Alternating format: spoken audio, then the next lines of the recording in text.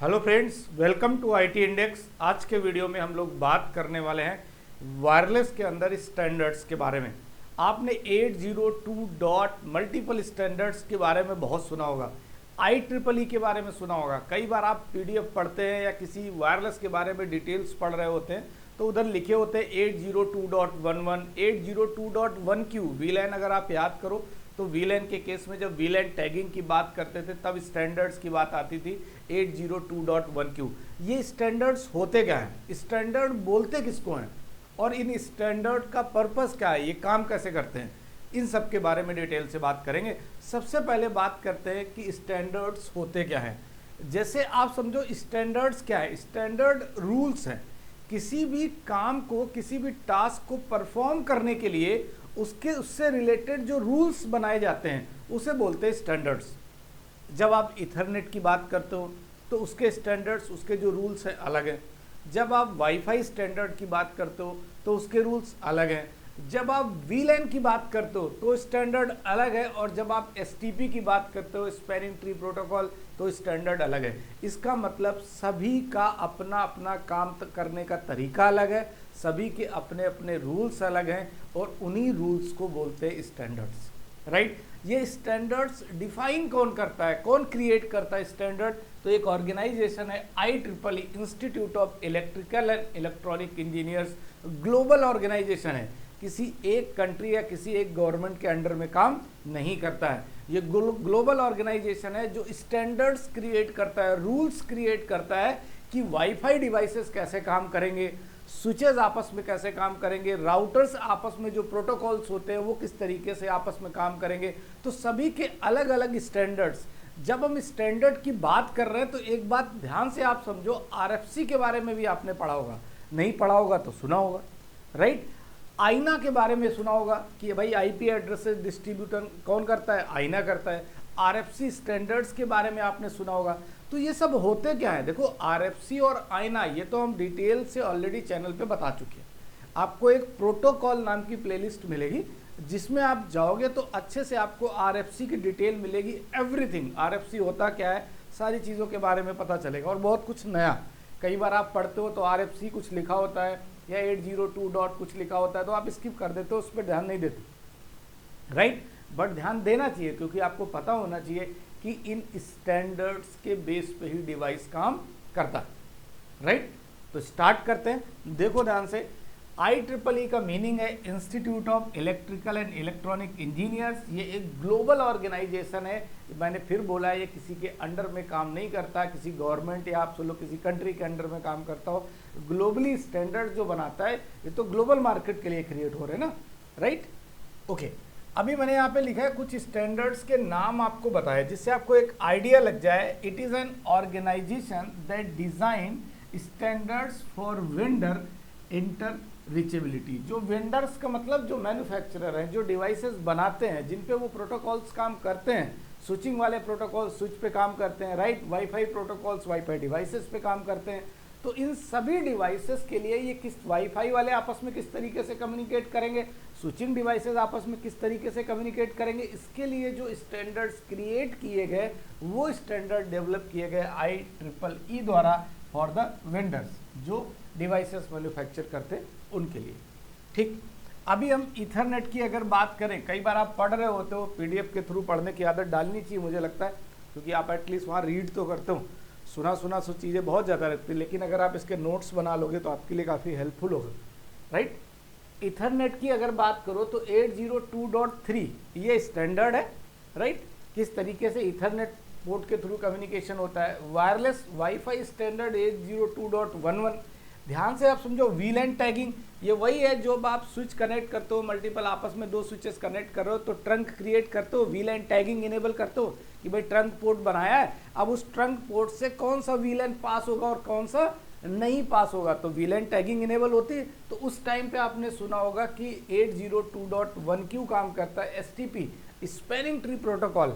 जब आप root bridge election के बारे में याद होगा, प्रॉपर एक स्विचिंग का प्लेलिस्ट है, सारे वीडियोस चैनल पे हैं स्विचिंग के, वो ऑलरेडी आप लैब के साथ है, वो तो थ्योरी लैब इस तरीके से। 802.1D, तो ये सभी स्टैंडर्ड्स हैं। क्लियर हो गई बात आपको? आज के बाद आप आपके दिमाग में 100% ये क्लियर है कि जैसे ही 802.11 लिखा हुआ दिख गया, आपको ये किसी से पूछने की ज़रूरत नहीं।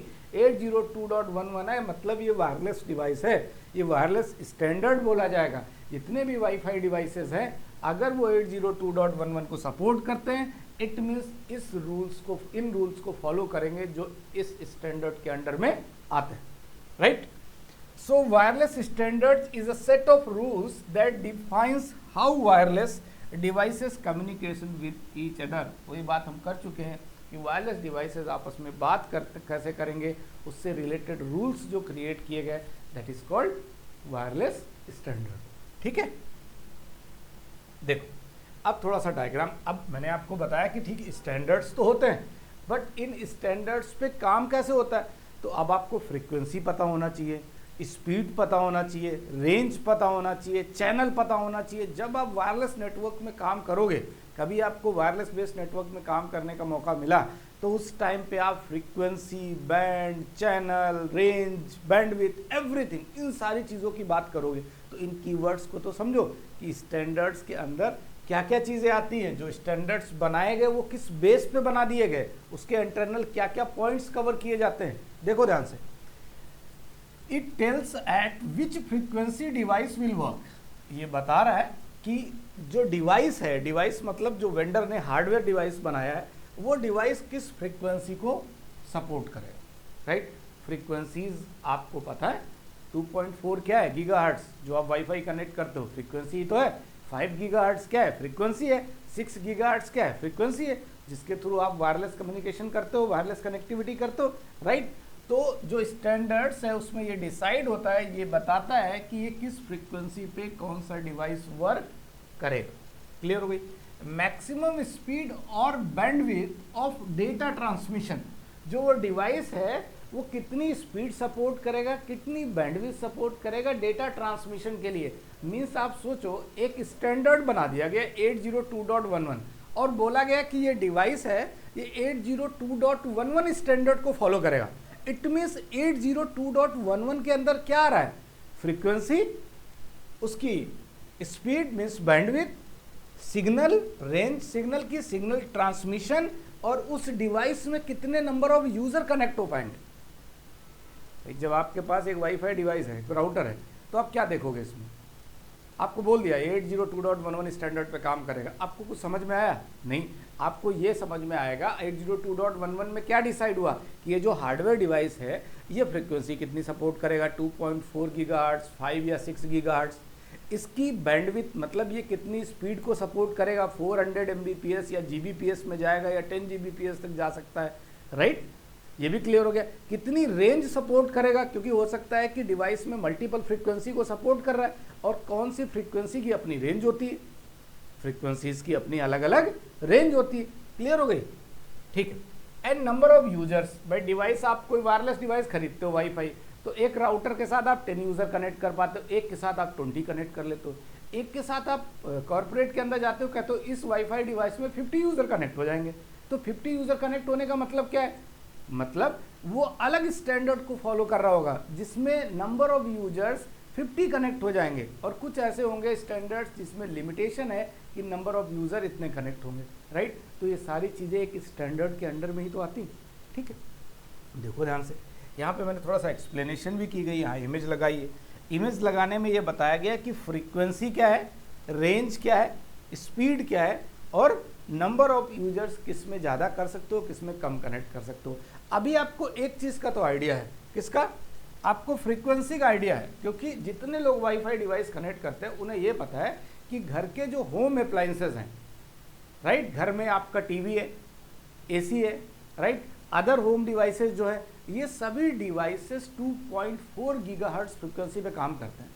तो आप कई बार दूसरे रूम में बैठे होते हो, तो आप कहते हो नहीं 5G तो सिग्नल ही नहीं दिखा रहा है, तो एक काम करते हैं 2.4 गीगाहर्ट्ज से कनेक्ट कर लेते हैं। इसका मतलब 2.4 वाले की रेंज कम है, वो डिस्टेंस क्या हो गई उसकी, कम हो गई। 2.4 गीगाहर्ट्ज की डिस्टेंस क्या है, ज़्यादा है, क्योंकि आप किसी अदर रूम में वाईफाई डिवाइस लगाए आपका हॉल में, और आप किसी पीछे वाले रूम में बैठे हो, तो उस टाइम पे आप 5G कनेक्ट नहीं कर पाते हो, आप बोलते हो 2.4 कनेक्ट करना है। इसका मतलब 2.4 की जो डिस्टेंस है वो ज़्यादा कवर करता है, राइट। और 5 गीगाहर्ट्ज डिस्टेंस कम कवर करता है, राइट। तो अब वो कैसे करता है, क्यों करता है, ऐसा क्यों होता है, आगे बात करेंगे, अभी समझ में आएगा। अभी आप फ्रीक्वेंसी समझो, जब 2.4 गीगाहर्ट्ज 5 ये फ्रीक्वेंसी बोला जाता है, तो फिर रेंज क्या है, राइट। तो रेंज ये है कि 2.4 गीगाहर्ट्ज की रेंज होती है ज़्यादा, वो ज़्यादा डिस्टेंस को कवर करता है, राइट। बट आप बोलोगे डिस्टेंस तो ज़्यादा कवर करेगा, बट डिस्टेंस ज़्यादा कवर करेगा तो इंटरफेरेंस भी तो ज़्यादा होगा, क्योंकि बीच में बहुत सारे डिवाइसेस हैं। आप अपने बाहर वाले हॉल में आपका वाईफाई लगा है, वहीं पे आपके 2 वाईफाई डिवाइसेस और हैं, तीसरा आपके रूम तक जब उसके सिग्नल्स जाएंगे तो देखा जाए तो कहीं ना कहीं रेंज ज़्यादा है, तो बीच में इंटरफेरेंस भी तो है, वॉल आ गई, अंदर डिवाइसेस आ गए, तो इस बीच में करने का मतलब 2.4 के अंदर फिर उतनी स्पीड भी नहीं मिलती हमको, राइट, क्योंकि बीच में इंटरफेरेंस रहता है तो स्पीड नहीं मिल पाएगी। अब ये हो गई आपकी किसकी बात, रेंज की। तो आप ऐसा समझो कि 2.4 गीगाहर्ट्ज है, उसकी रेंज क्या होगी, ज़्यादा होगी, राइट, लॉन्गर रेंज बोला गया। और जो उसके बाद 2 पॉइंट के बाद 5 गीगाहर्ट्ज है, उसकी रेंज मीडियम रेंज होगी, लेकिन 6 गीगाहर्ट्ज की ये मान के चलो बहुत कम रेंज होगी। जस्ट आप ऐसा समझो, कोई वायरलेस डिवाइस है वो 6 गीगाहर्ट्ज सपोर्ट करता है, तो डिवाइस के नियर बाई आप हो तो ठीक है, आपको प्रॉपर कनेक्टिविटी, प्रॉपर सिग्नल मिलेंगे, तभी आप डेटा ट्रांसमिट कर पाओगे और अच्छी स्पीड से कर पाओगे। लेकिन अगर 5 है तो थोड़ा सा कंपेयर टू डिस्टेंस उसकी थोड़ा ज़्यादा कवर कर लेगा कंपेयर टू 6 के, लेकिन 2.4 ज़्यादा कवर करता है। जितने भी पुराने डिवाइसेज हैं वो सभी के सभी 2.4 गीगाहर्ट्ज पे काम कर रहे हैं। अब स्पीड, अब आप स्पीड को रिलेट करो, स्पीड क्या है, यहाँ पर वेवलेंथ की बात करो, क्योंकि यहाँ देखो ध्यान से, यहाँ जो वेव्स है इन वेव्स के बीच में गैप ज़्यादा है। 2.4 गीगाहर्ट्ज में जो ये वेव है, इस वेव के बीच में गैप ज़्यादा है 2.4 में। लेकिन अगर 5 की बात करो तो ये ऐसे, तो इनके बीच में गैप क्या है, वेव डिस्टेंस जो है वो क्या है, गैप बहुत कम है, राइट, डिस्टेंस बहुत कम है, वेवलेंथ बोलो इसको, क्या बोलो, वेवलेंथ। तो इसलिए आप ऐसा समझो कि जो 2.4 गीगाहर्ट्ज है यहाँ पे डिस्टेंस ज़्यादा कवर करता है, और 5 गीगाहर्ट्ज में और 6 गीगाहर्ट्ज में डिस्टेंस कब कवर करता है, क्यों कवर करता है, क्योंकि यहाँ पर जो वेवलेंथ है वो बहुत कम है 6 गीगाहर्ट्ज और 5 गीगाहर्ट्ज, राइट। वेव्स ऐसे होता है, ये हो गया आपका 2.4 की, ये हो गया आपका 5 गीगाहर्ट्ज की, और 6 की जस्ट ऐसे ऐसे हो गई। इस तरीके से इनके बीच में बहुत कम वेवलेंथ है, मतलब बहुत कम गैप है, ठीक है, क्लियर हो गई बात। तो आपको स्पीड समझ में आ गया कि भाई स्पीड किस तरीके से काम करता है। और यूजर्स की अगर हम बात करें तो आपका 2.4 गीगाहर्ट्ज के अंदर, और उसके बाद में इसको 2.4 गीगाहर्ट्ज से रिलेट ना करो, इसको रिलेट करो स्टैंडर्ड से, यूजर्स को, ठीक है। अब स्टैंडर्ड के अंदर ये बोला गया कि नंबर ऑफ इतने यूजर, अप टू इतने यूजर सपोर्ट करेगा, तो फिर उतने यूजर्स आप एट ए टाइम एक वायरलेस डिवाइस के साथ कनेक्ट कर सकते हो, ठीक है। इसमें मुझे आपको समझाने का मीनिंग केवल इतना था कि जो स्टैंडर्ड्स हैं उस स्टैंडर्ड के अंदर क्या क्या डिटेल्स होती है, मीन्स फ्रीक्वेंसी की बात करते, रेंज की बात करते, बैंडविड्थ की बात करते, नंबर ऑफ यूजर्स कितने कनेक्ट हो पाएंगे इसकी बात करते हैं, राइट। तो एक वेंडर के साथ ये सारी कौन कौन सी चीज़ें, मतलब क्या लिमिटेशन है, क्या रूल फॉलो करेगा वेंडर का बनाया हुआ डिवाइस, वो सारी चीज़ें आती हैं इस स्टैंडर्ड के अंदर, ठीक है, राइट। आगे बढ़े, चलो देखो, अब थोड़ा सा आपको एक आइडिया लग जाए, क्योंकि चीज़ें पता भी तो होनी चाहिए कि भाई ठीक है, 1997 से स्टैंडर्ड्स स्टार्ट हुए, और 1997 के बाद 2024 के अंदर जो स्टैंडर्ड आया वो वाईफाई 7 आया। हम लोग तो वाईफाई 7 यूज़ नहीं कर रहे हैं, बट अदर कंट्री में जैसे यूएस में वाईफाई 7 आपको यूज़ होता हुआ मिल जाए। 6 और 6E तक की तो बात ठीक है डिवाइसेस के अंदर, 5 और वाईफाई 4, इससे पहले वाईफाई नेम डिसाइडेड नहीं थे।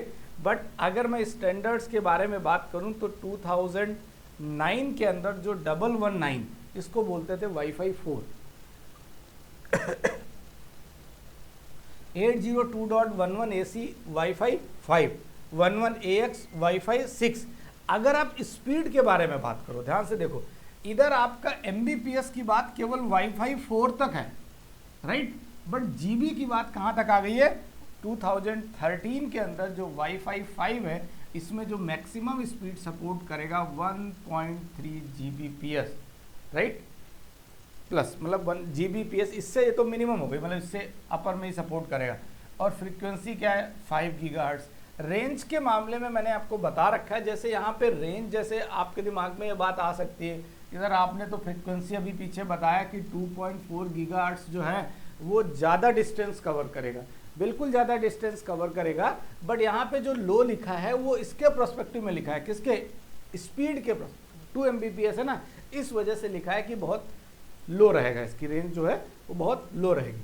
ठीक है, वैसे बात करें 2.4 गीगाहर्ट्ज़ में मीडियम है, 2.4 to 5 गीगाहर्ट्ज़ में हाई है, 5 गीगाहर्ट्ज़ के अंदर रेंज मीडियम है एंड 2.4 to 5 हाई है। बहुत सारे ऐसे डिवाइसेस हैं राइट जिनमें 2.4 गीगाहर्ट्ज़ लगभग डिवाइसेस आपको मिलेंगे जो 2.4 को भी सपोर्ट करते हैं और 5 को भी सपोर्ट करते हैं। आप याद होगा, आप जब SSID बनाते हो तो आपके पास 2 वाईफाई नेम दिखाता है, एक 2.4 गीगाहर्ट्ज़ वाला और एक 5 गीगाहर्ट्ज़ वाला। जब भी आप नियर बाई होते हो तो 5 गीगाहर्ट्ज़ कनेक्ट करने की कोशिश करते हो और डिस्टेंस थोड़ी दूर होती है आपके वायरलेस डिवाइस से तो आप 2.4 गीगाहर्ट्ज़ कनेक्ट करते हो, क्योंकि फ्रिक्वेंसी 2.4 गीगाहर्ट्ज़ जरूर है बट वो डिस्टेंस आपको ज़्यादा प्रोवाइड करते हैं। ठीक है, क्लियर हो गई बात अच्छे से। नेक्स्ट राइट, इधर बात करते हैं। जैसे मैंने बोला कि रेंज के बारे में 2.4 गीगाहर्ट्ज़ लार्ज स्पेस कवर लिखा है कि बहुत ज़्यादा स्पेस को कवर करेगा, अच्छे से समझिएगा, और 5 गीगाहर्ट्ज़ मीडियम कवर करेगा। 6 गीगाहर्ट्ज़ कह रहा है कि हम बहुत ज़्यादा डिस्टेंस कवर नहीं कर पाएंगे, बट सबके अलग अलग एडवांटेज भी तो हैं। जब आप 2.4 गीगाहर्ट्ज़ के अंदर, आपको पता है होम अप्लाइंसेस, बहुत सारे ऐसे पुराने होम अप्लाइंसेस है जो कनेक्ट कर सकते हो राइट, क्लियर हो गई ना बात। वो आप 5 के गीगाहर्ट्ज़ में तो नहीं कनेक्ट होंगे, आप दूसरे कमरे में कोई डिवाइस रखे हो उसमें तो 5 गीगाहर्ट्ज़ से कनेक्टिविटी नहीं बना पा रहा है, सिग्नल ही प्रॉपर मैच नहीं कर रहा क्योंकि उतनी डिस्टेंस वो कवर नहीं कर पाएगा। देखो ध्यान से, स्पीड क्या है, लेस है, इसकी हाई है, इसकी वेरी हाई है, तो साफ समझ में आता है। इंटरफेरेंस के बारे में बात करो, कह रहे हैं 2.4 गीगाहर्ट्ज़ के अंदर इंटरफेरेंस बहुत हाई है।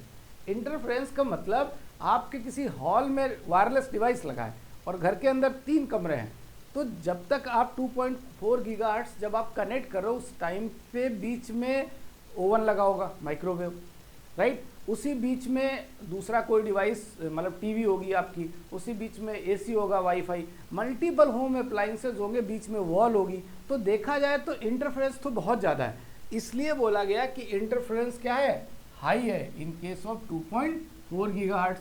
5 गीगाहर्ट्ज़ में लो है, 6 में तो बिल्कुल कम है इंटरफेरेंस। आप अपने कमरे के अंदर एक वायरलेस डिवाइस लगा के रख लीजिए, 6 गीगाहर्ट्ज़ पे कनेक्ट कर लिया, आपके लैपटॉप पे अच्छी स्पीड मिलेगी राइट। अक्सर आपने देखा होगा कि जब मल्टीपल रूम होते हैं तो केबल से कनेक्टिविटी करके एक वायरलेस डिवाइस उस पर्टिकुलर रूम के अंदर रखते हैं, तो वो अपने रूम के अंदर आप 5 गीगाहर्ट्ज़ कनेक्ट करो, अगर डिवाइस सपोर्टेबल है तो 6 गीगाहर्ट्ज़ कनेक्ट कर सकते हो राइट। देखो कंजेशन का मतलब क्या है, ऑब्वियस सी बात है 2.4 गीगाहर्ट्ज़ के अंदर कंजेशन हाई होगा, कंजेशन मीन्स अवरोध, रुकावट राइट। 5 गीगाहर्ट्ज़ मतलब लो होगा, 6 में बहुत कम होगा। ओल्ड डिवाइसेस, ये थोड़ी सी अच्छी चीज़ है कि भाई ओल्ड डिवाइसेस के अंदर ऑलमोस्ट 2.4 गीगाहर्ट्ज़ सपोर्ट करता है। लेस सपोर्ट ये तो ठीक है, कभी करता है 5 गीगाहर्ट्ज़ के केस में, पुराने डिवाइसेस के केस में, और 6 तो बिल्कुल रेयर केस में मान लो आप। हाँ, जो मोस्ट इंपॉर्टेंट पॉइंट, अगर आप यहाँ तक है, चैनल विथ सपोर्ट।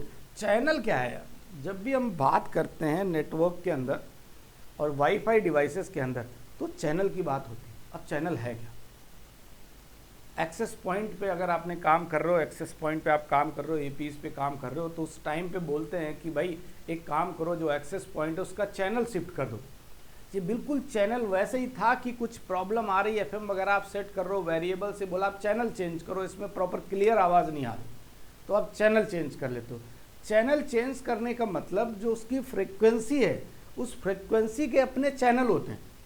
2.4 गीगाहर्ट्ज़ है, उसमें कितने नंबर ऑफ चैनल होंगे, 5 गीगाहर्ट्ज़ में उसमें कितने नंबर ऑफ चैनल होंगे, और 6 गीगाहर्ट्ज़, तो चैनल पे डिपेंड करता है कि स्पीड कितनी मिलेगी राइट।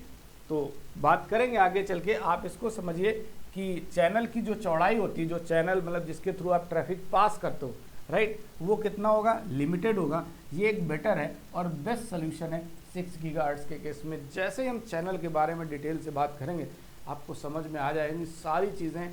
सोचो ना, चैनल अपने आप में आपको कंप्लीट डिस्क्रिप्शन है कि किस तरीके से नेटवर्क के अंदर, वायरलेस नेटवर्किंग के अंदर डेटा फ्लो होता है, ट्रैफिक फ्लो होता है राइट, और कंजेशन क्यों नहीं आता, राइट। इंटरफेरेंस कम क्यों हो जाता है ज़्यादा फ्रीक्वेंसी के अंदर, राइट। तो देखेंगे समझेंगे चैनल के अंदर। स्पेक्ट्रम साइज इसका 100 मेगाहर्ट्ज से बहुत कम है, यहाँ पे स्पेक्ट्रम साइज 7 मेगाहर्ट्ज, यहाँ 12, इस पर भी बात करेंगे। जब हम चैनल पे बात करेंगे तो स्पेक्ट्रम साइज के बारे में बात करेंगे। नंबर ऑफ चैनल्स लेस होते हैं। अब हल्का सा आइडिया दे तो नंबर ऑफ चैनल्स लेस का मतलब क्या है भाई, एक हाईवे है जिसको आप बोलते हो 2 लेन 4 लेन का है, 2 आने का 2 जाने का। एक हाईवे बोलते हो 8 लेन का, 4 आने का 4 जाने का। तो जो 8 लेन का उसमें चैनल ज़्यादा है, जो 2 लेन का उसमें चैनल कम है। चैनल कम है तो वही बात समझ में आ रही कि चैनल्स कितने कम है, और चैनल कम है तो ऑब्वियस सी बात है कि वहाँ पे क्या बोलते हैं, जो हमारी उसकी चौड़ाई है वो क्या है, लिमिटेड है चैनल्स की। तो अगर एक साथ बहुत सारा ट्रैफिक भेज दोगे तो प्रॉब्लम तो होगी। डीएफएस, ठीक है, डायनेमिक बात करेंगे इसमें। डीएफएस का होता है डायनेमिक फ्रीक्वेंसी से रिलेटेड बात करेंगे कि अपने अकॉर्डिंग फ्रीक्वेंसी सेट कर लेगा। और डायनेमिक मतलब जो काम ऑटोमेटिक हो उसे ही तो डायनेमिक बोलते हैं, राइट। Okay, next point. अब थोड़ा चैनल पे बता रहा हूँ मैं आपको, ठीक। रोल ऑफ चैनल, चैनल्स तो मैं आपको बताया, एक आइडिया भी दिया कि चैनल का मतलब क्या है। 2.4 गीगाहर्ट्ज़ के अंदर नंबर ऑफ चैनल्स बहुत कम होते हैं 5 गीगाहर्ट्ज़ के कंपेयर में, और 6 में ज़्यादा होते हैं कंपेयर टू 5, ठीक। तो चैनल का एक आइडिया लग गया। और चैनल सिलेक्शन बहुत ज़रूरी है। मैंने बोला ना कि चैनल में अगर ट्रैफिक अच्छे से कुछ प्रॉब्लम आ रही, ट्रैफिक पास नहीं हो पा रहा, तो बोलते हैं कि एक काम करो चैनल चेंज कर दो। तो ऐसे एक्सेस पॉइंट जब एपीज़ की बात करो तो एपीज़ को एक चैनल में काम कर रहा था, अभी चैनल 1 पे है और उसको चेंज करके चैनल 2 पे कर दिया, एपी को शिफ्ट कर दिया। एक्सेस पॉइंट जब कॉन्फ़िगरेशन करेंगे तो मैं आपको बताऊंगा कि किस तरीके से चैनल शिफ्ट करते हैं, ये लैब का पार्ट है। ओके, देखो, role of channels, dedicate the AP transmission, मतलब एपीज को में ये सेटिंग की जाती है कि ये एक्सेस पॉइंट किस चैनल पे काम करे, और आप उस एपी के अंदर चैनल चेंज भी कर सकते हो, चेंज करने का भी ऑप्शन होता है, right. Decides how much interference got you get, कितना इंटरफेरेंस आप, अब चैनल चेंज करने का मतलब अगर ज़्यादा इंटरफेरेंस है, राइट, तो चैनल चेंज कर दो। ये डिसाइड होगा कि इंटरफेरेंस कितना है, तभी तो। अब जब एवरीथिंग इज ओके, सब बढ़िया चल रहा है, तो चैनल क्यों चेंज करोगे, राइट। आप 4 लेन है आपके पास और एक लेन पूरी फुल चल रही है, तो दूसरी लेन में ट्रैफिक फॉरवर्ड कर दो। तो जस्ट लाइक हाईवे की तरह हो गया, दूसरी लाइन से फॉरवर्ड कर दो। पहला वाला चैनल तो बिजी है तो उसको शिफ्ट कर दो तुरंत। तो वो शिफ्ट करने वाली जो प्रोसेस है उसी को बोलते हैं चैनल स्विच करना in case of AP. Decides how many APs can coexist, भाई एक चैनल में मल्टीपल एपी काम कर सकते हैं, राइट। अगर आपको लगता है कि एक चैनल में 4 एपी हैं और इंटरफेरेंस ज़्यादा है, तो किसी एक एपी को आप दूसरे चैनल में शिफ्ट कर सकते हो, राइट। इस तरीके से काम होता है। Decides how much bandwidth you can use, channel के थ्रू ही हम ये फाइनल कर सकते हैं कि कितनी बैंडविड्थ आप यूज करोगे, right. Decides how much roaming and performance will be. अब आपको लगेगा रोमिंग परफॉर्मेंस क्या है, आप ऐसा समझो, नेटवर्क के अंदर एक एपी तो लगा नहीं होता भाई। आप आईटी इंडेक्स के नाम से आपको एसएसआईडी मिली हुई है और डिस्टेंस है कंपनी की, ऑर्गेनाइजेशन की 10 किलोमीटर। आप 10 किलोमीटर तक जा रहे हो, आपके मोबाइल में वाईफाई तो आईटी इंडेक्स नाम से ही दिखा रहा है ना। इसका मतलब क्या है, इसका मतलब आप पहले जिस एरिया में थे वहाँ एक्सेस पॉइंट जो लगा था उसका भी एसएसआईडी क्या है, वाईफाई नेम आईटी इंडेक्स। आप जैसे ही 500 मीटर आगे बढ़ते हो वहाँ एक दूसरा वाईफाई लगा है, आप किससे कनेक्ट होते हो, उस एपी एक्सेस पॉइंट से कनेक्ट होते हो। उस टाइम पे भी एसएसआईडी क्या होगा, सेम होगा, राइट। बट देखा जाए तो आपकी लोकेशन चेंज हुई, मीन्स आपका एपी चेंज हुआ है, एपी बदला, तो उसको क्या बोलेंगे, रोमिंग। समझ में बात है, उसी चीज़ को क्या बोलते हैं, रोमिंग। और उसी बात कर रहे हैं कि जब रोमिंग में आप जाते हो तो उस टाइम पे परफॉर्मेंस क्या होगी, ये चीज़ भी डिसाइड करेगी, और उसी के बेस पे फिर चैनल एपी का चेंज कर सकते हैं या नहीं चेंज करना है, वो डिसाइड होता है। एक द मोस्ट इंपॉर्टेंट थिंग जो यहाँ पे लाइन लिखी हुई है, इसको ध्यान से समझो। So everything in wireless planned on channel. Wireless में सब कुछ, एवरीथिंग किस पे प्लान करते हैं, चैनल, कि कितनी स्पीड मिलनी है, इंटरफेरेंस ज़्यादा है, चैनल बदल दो, इस तरीके की चीज़ें।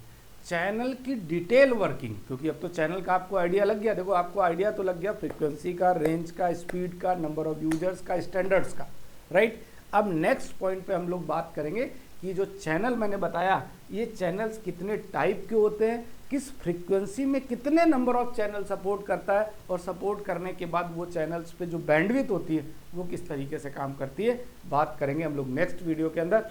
Thank you. लाइक सब्सक्राइब जरूर करें, कमेंट करें, तभी आपको हम आगे के वीडियोज़ लाते रहेंगे। Thank you.